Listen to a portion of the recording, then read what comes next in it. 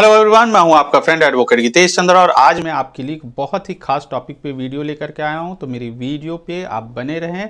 और जो आज की जो मेरी वीडियो है वो ज़मीन के ऊपर है, यानी कि प्रॉपर्टी खरीदने को लेकर के है। तो आज मैं आपको बताऊंगा कि किस तरह से आपके पैसे जो है वो सेफ हो सकते हैं, किस तरह से आपकी जान जो है वो बच सकती है। दोस्तों, आज की वीडियो मेरी बहुत इंपॉर्टेंट है और ये वीडियो मैं सिर्फ और सिर्फ इसलिए बना रहा हूँ क्योंकि ज़मीन विवाद में किसी भी व्यक्ति की जान चली जाना और या फिर किसी के साथ में कोई गलत अपराध या गलत हरकत कर देना कोई बहुत बड़ी बात नहीं है। दोस्तों, आज के डेट में ज़मीन विवाद में कई लोगों की जान जो है वो लगातार जा रही है। कई लोग जो हैं बिना सोचे समझे ज़मीन खरीद लेते हैं और ज़मीन खरीदने के बाद जो है शुरू हो जाता है खून खराबा का खेल।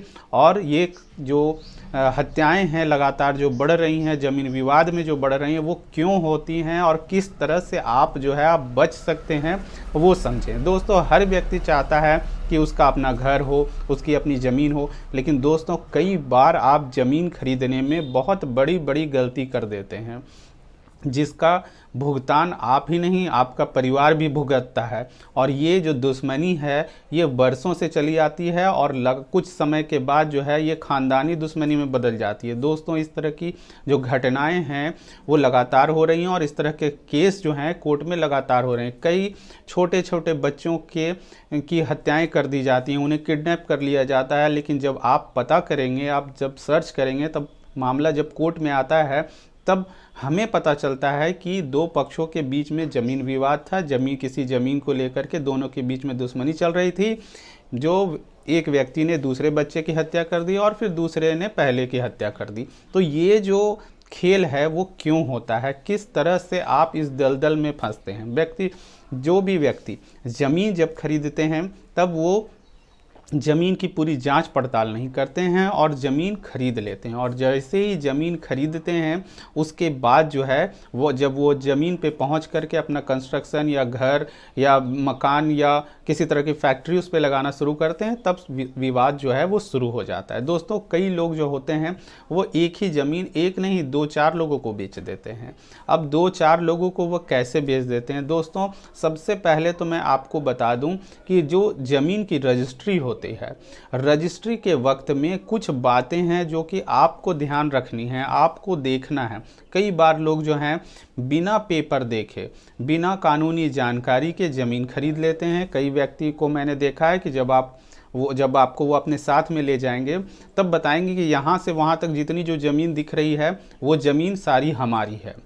और आप जो है वो खुश हो जाते हैं कि ज़मीन बहुत अच्छी है तो हम ज़मीन खरीद लेते हैं। आप पेपर्स चेक नहीं करते हैं, आप लीगल जानकारी नहीं रखते हैं। दोस्तों, सबसे पहले जब भी आप ज़मीन खरीदने के लिए जाते हैं, आपको अगर अपने पैसे बचाने हैं और भविष्य में आपको कोर्ट के चक्कर नहीं लगाने हैं, आपको लड़ाई नहीं लड़नी है, आप चाहते हैं कि आपका परिवार सुरक्षित रहे या आपका पैसा सुरक्षित रहे, आपका पैसा नहीं डूबे, तो दोस्तों आपको कानूनी जानकारी होनी चाहिए, तभी आप ज़मीन खरीदें। और अगर आप कानूनी जानकारी नहीं रखते हैं तो आपके नज़दीक जो भी व्यक्ति हैं जो कानून की जानकारी रखते हैं, आप उनकी मदद ज़रूर लें, नहीं तो आप जो है वो कोर्ट के चक्कर लगाएंगे, आपके पैसे भी डूब जाएंगे।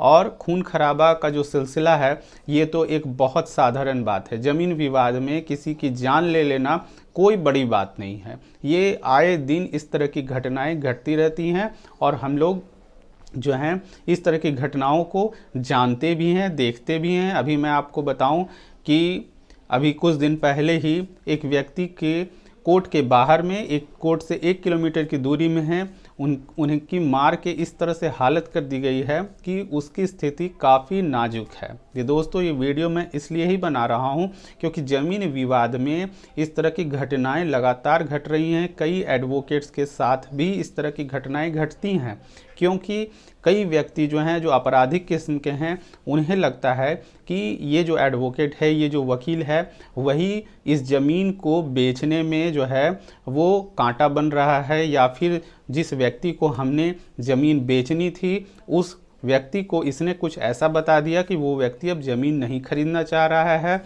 या फिर किसी तरह के लीगल डॉक्यूमेंट की मांग कर रहा है। दोस्तों, इसलिए अधिवक्ताओं के ऊपर भी लगातार हमले होते रहते हैं। तो चलता हूं मैं दोस्तों, जो मैं ये वीडियो बना रहा हूं वो वीडियो मैं सिर्फ इसलिए बना रहा हूं ताकि आपको सही जानकारी हो, आप कानून की समझ रखें। दोस्तों, सबसे पहले मैं आपको बता दूं कि कई व्यक्ति जब ज़मीन खरीदते हैं तब उन्हें ज़मीन का खाता नंबर, प्लॉट नंबर कुछ भी नहीं पता होता है और वो ज़मीन खरीदते हैं। तो सबसे पहले जब भी आप ज़मीन खरीदने के लिए जाएं तब सबसे पहले देखें कि ज़मीन की किस्म किस तरह की है। किस्म इट मीन्स ज़मीन का नेचर किस तरह का। कई बार लोग जो है दूसरे की ज़मीन को तो अपनी ज़मीन बता करके बेच देना बहुत साधारण बात है कि वो ज़मीन किसकी है और बता दिया कि वो ज़मीन हमारी है और आपको ज़मीन बेच, ये बिल्कुल एकदम कॉमन बात है, इसमें तो कोई दिक्कत ही नहीं है। लेकिन कई बार लोग जो है सरकारी ज़मीन को भी अपनी ज़मीन बता करके बेच देते हैं। कई लोग जो हैं फॉरेस्ट की ज़मीन को, जंगल की ज़मीन को भी बेच देते हैं और ख़रीदने वाले बेवकूफ़ की तरह उस ज़मीन को ख़रीद लेते हैं और फिर दो पक्षों में जो है एक तरफ तो उनके ऊपर फॉरेस्ट का मुकदमा दर्ज होता है। कई व्यक्तियों को मैंने देखा है जो कि फॉरेस्ट लैंड पे यानी कि जंगल की ज़मीन पे उन्होंने अपनी सारी लाइफ टाइम की जो भी पूंजी थी उसे लगा करके घर बना लिया, बिल्डिंग्स बना लिए और फॉरेस्ट ने आकर के उनके बिल्डिंग को तोड़ दिया है। और इस घटना को देखकर जिस व्यक्ति ने घर बनाया और उसकी मृत्यु हो गई, उनको हार्ट अटैक आ गया है, कई लोगों के घर टूटते हैं। तो दोस्तों, अगर आप भी चाहते हैं कि आपका बना बनाया घर नहीं टूटे तो आपको ज़मीन किस तरह की है, वो सरकारी ज़मीन है, गरमजरुआ आम है, खास है, रैती है, ये आपको पता होना चाहिए। अगर आपको ये बातें नहीं पता होती हैं तो आप किसी एडवोकेट से सलाह लें। लेकिन अगर आप बिना सोचे समझे किसी व्यक्ति के कहने पे आप ज़मीन अगर खरीद रहे हैं तो आपके पैसे 95% हैं कि वो डूब जाएंगे, आपको वो ज़मीन कभी नहीं मिलेगा। तो दोस्तों, इसके लिए आप क्या करें? इसके लिए सबसे पहले जब भी कोई व्यक्ति आपको ज़मीन बेचने के लिए आता है और आपको पुराना रिकॉर्ड दिखाता है, आपने देखा होगा कई बार ज़मीन जो जिसने व्यक्ति लिया होगा जिनका रहती ज़मीन हो, उन्होंने बड़े बड़े पेपर्स लेकर के आते हैं, काफ़ी पुराने 1947 के, 1962 के या 1947 के पहले के पेपर आपको दिखाएंगे कि ये सारी ज़मीन जो है वो हमारी थी और हमारी है। और आप खुश होकर के बस टेबल पे नक्शा बन जाता है, टेबल पे ही बातें हो जाती हैं, लोग एक दूसरे को पैसे पेमेंट कर देते हैं, सामने वाला ज़मीन रजिस्ट्री कर देता है और सामने वाला जो व्यक्ति है वो खुश हो जाता है कि हमने जो है बहुत कम टाइम में और बहुत कम कीमत पे हमने ज़मीन खरीद ली। लेकिन जब वो ज़मीन पे जाते हैं, उस प्लॉट पे वो जाते हैं तो उन्हें पता चलता है कि वहाँ तो ज़मीन है ही नहीं, वहाँ तो पहले से घर बना हुआ है या कोई और व्यक्ति वहाँ पर खेती कर रहा है। और जब वो वहाँ पर कंस्ट्रक्शन का काम शुरू करने के लिए जाते हैं तो होता है मारपीट, खून खराबा, हत्या। तो दोस्तों, जब भी आपको कोई भी व्यक्ति ज़मीन बेच रहा है, आप ज़मीन खरीदने वाले हैं, तो आपकी लायबिलिटी है इस बात को जानना कि वो जो ज़मीन है वो ज़मीन किस तरह की है, उसका खाता नंबर कितना है, उसका प्लॉट नंबर क्या है, वो एरिया किस तरह का है, क्या वो सरकारी ज़मीन है। तो दोस्तों, इन सभी बातों का वेरिफिकेशन आपको करना होगा। और अगर आपको ये बातें नहीं समझ में आती है तो आप किसी अपने एडवोकेट से बात कर लें और उनसे समझें कि मुझे एक ज़मीन खरीदना है, तो ये जो व्यक्ति मुझे ज़मीन बेच रहा है तो मुझे किस तरह के डॉक्यूमेंट्स की मांग इनसे करनी चाहिए। दोस्तों, कई बार ऐसा होता है कि कई सारी ज़मीन को रजिस्ट्री कर दिया जाता है, सरकारी ज़मीन को भी रजिस्ट्री कर दिया जाता है। तो दोस्तों, ये आपको समझना होगा, सिर्फ रजिस्ट्री की जो पेपर है वो देख करके आप कभी भी ज़मीन नहीं लें। और जब भी अगर कोई व्यक्ति आपको बताता है कि ये ज़मीन हमारी है तो आपकी लायबिलिटी बनती है कि आप उससे उस ज़मीन की रसीद मांगे। यानी जो भी ज़मीन किसी व्यक्ति की है तो वो सरकार को टैक्स पे करता होगा, तो उससे आप मांगें कि आप मुझे टैक्स जो आप पे करते हैं उसकी आप हमें रिसिप्ट दें, उस रसीद की कॉपी हमें दें। कम से कम 3 साल 4 साल तक की उनसे मांगें। अगर उनके पास नहीं है तो आप उन्हें बोले कि ठीक है, अगर ज़मीन आपकी है तो आप इसकी रिसिप्ट कटवा लें, क्योंकि अब जो है ऑनलाइन रिसिप्ट कटता है, टैक्स जमा किया जाता है, तो ये कोई बहुत बड़ी बात नहीं है, आप रसीद कटवा लें। उस व्यक्ति से रसीद लें। रसीद लेने के बाद आप उस ज़मीन पे जाएं। जो व्यक्ति आपको बता रहा है कि ये ज़मीन हमारी है, तो आपका भी लाइबिलिटी, आपका दायित्व तो है, आप ज़मीन खरीद रहे हैं, आपको ज़मीन पे जा कर के देखना है कि वो ज़मीन किस तरह की है ज़मीन पे।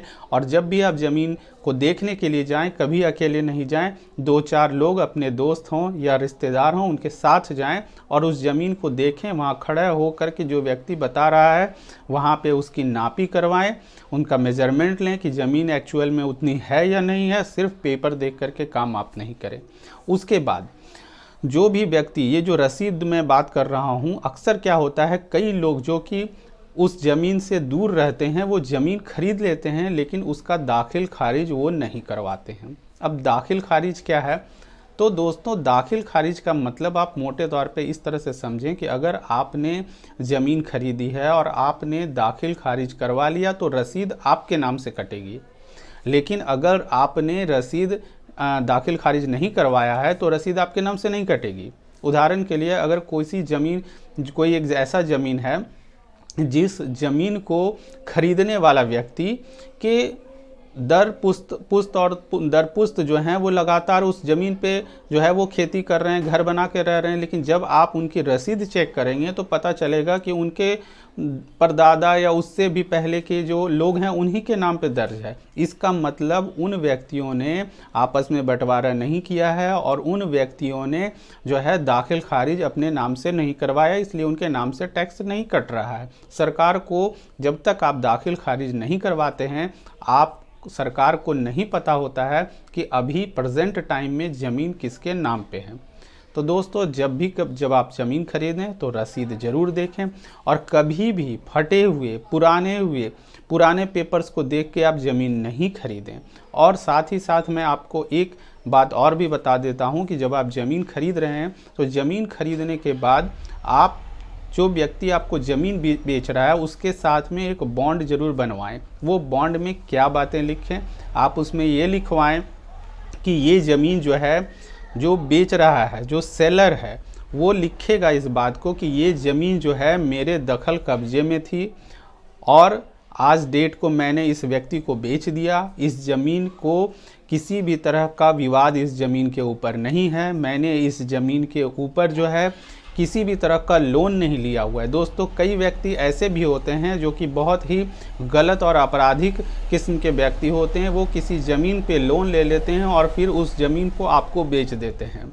दोस्तों, कई लोग जो हैं, जो कि मैं देखता हूं कोर्ट में, कई लोग ऐसे होते हैं जो कि ज़मीन पे करोड़ों रुपया का लोन उन्होंने बैंक से ले लिया होता और उसी ज़मीन को फिर वो किसी दूसरे व्यक्ति को बेच देते हैं। तो इस बात को भी आप लिखवाएं कि इस ज़मीन पे किसी भी तरह का लोन नहीं है, मैंने इस ज़मीन को कहीं गिरवी नहीं दिया हुआ है, मैंने किसी थर्ड पर्सन को नहीं बेचा है।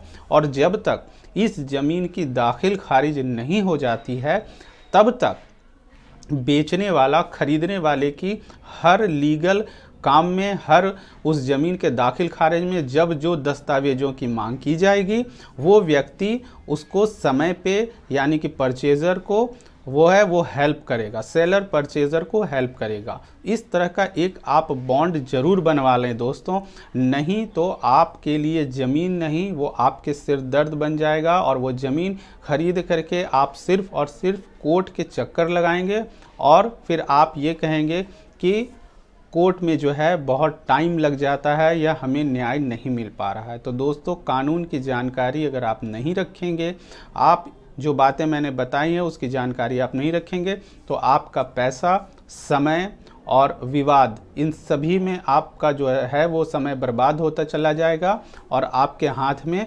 परेशानी के सिवाय आपके हाथ में कुछ भी नहीं आएगा। दोस्तों, अगर ये मेरी वीडियो आपको अच्छी लगी हो तो मेरी वीडियो को लाइक, कमेंट और शेयर करें।